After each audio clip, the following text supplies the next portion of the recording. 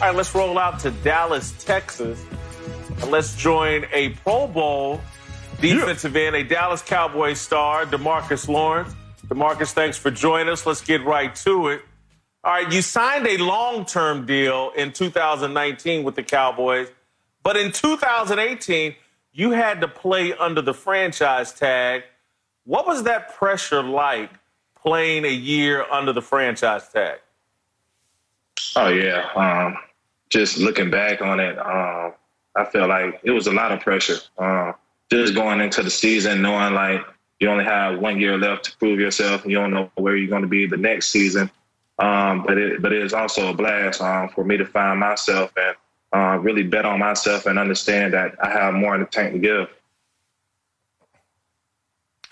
What advice, this was a setup question, what advice would you give Dak Prescott if he's forced to play this coming year under a franchise tag? Do you think it could impact his performance? I really don't have no advice, for another man. I mean, he has to make his own decision. I think he has some good leadership counsel in his corner. So I feel like he'll do the right thing and, he'll get paid. Well, what happened to the Cowboys last season? We see the talent on the roster, obviously including yourself, but then not making the playoffs, 8-8 record. What happened to the Cowboys? Yeah, I really think this all comes down to knowing who you are and just focusing on, what's in front of you. Had so many obstacles come our way and, it kind of divided us as a team. And, we weren't about this or other things around us instead of worrying about, sticking to our job and sticking with the coach and, finding a way to win. So I feel like we didn't capitalize on a lot of opportunities we had to win. Now, I'm going to preface this next question by telling you I'm the wrong person to ask this, but also the perfect person to ask this in terms of you, Demarcus Lawrence. You had 25 combined sacks last 2 years, and then last year, only 5 sacks. So I've been there before. I understand it, but I want to hear from you. What happened to you last year? Really nothing that happened to me last year. I know I finished the season with 5 sacks, but I also, helped other players, boost their numbers back up to double digits. So it's not a one-man game, and I know how to, play the game the right way. I know how to, make plays when the plays come to my way, and I also know how to make sure my teammates are making their plays when it's their opportunity. So trust me, you ain't got to worry about nothing. The sack number will be back up. Hey, like I said, I'm the perfect person for that question. Understanding that it's more than just sacks. That said, they do count sacks, and they count it more than any other category. So this offseason, being a bounce-back offseason, how are you preparing? Anything different? Right now, during this quarantine, I've really been, focusing on, my faith, my family, and football. You never can, knock a man for getting another opportunity or won that opportunity. And Alden was also always, a good defensive lineman. So, I don't think you forget that type of intensity or how to rush. A large conversation is happening around Dallas about the quarterback position. I want to get your mindset since you're an elite player yourself.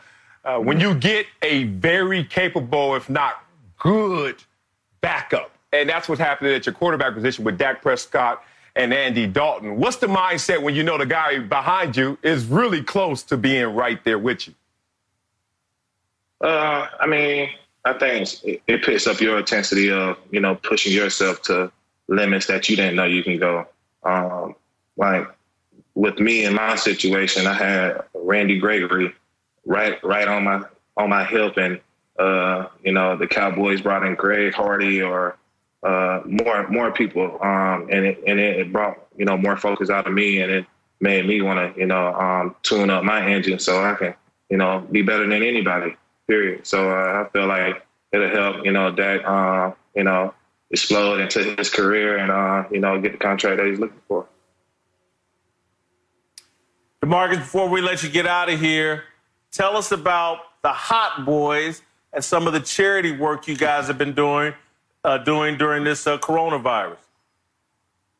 Yeah, so me and the Hot Boys, first off, we wanted to, make sure we was explaining that we're more than just a name or more than just a team. We wanted to live outside of that and, make sure we put our stamp into the community. And, we raised over $35,000, for small business owners. Then we don't handed out over 1,000 meals to, the local first responders.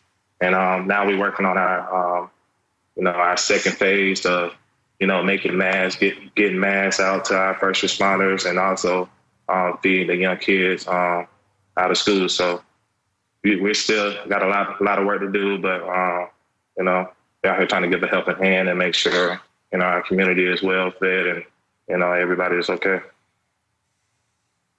Hey, Marcellus, do we know if Demarcus got this Hot Boys name cleared with Birdman and Cash Money and Lil Wayne? Any copyright infringement here, or y'all doing any rapping? I'm texting Demarcus? Lil Wayne right now. I'm gonna text Lil Wayne right now. I don't know. You better really be good in the community to start sharing that name, man. You got to go get it. Respect, though. Absolutely. Yeah, and I want to, make sure I leave it on that note. With Hot Boys, definitely comes with football first. If we don't live up to the name, on that field, we don't deserve to call ourselves Hot Boys, and I make sure that happens this year, sure. Thanks for watching. Subscribe here to get the latest from the show, and be sure to check out more of the best clips from Speak For Yourself, or go watch a few segments from our other shows on FS1.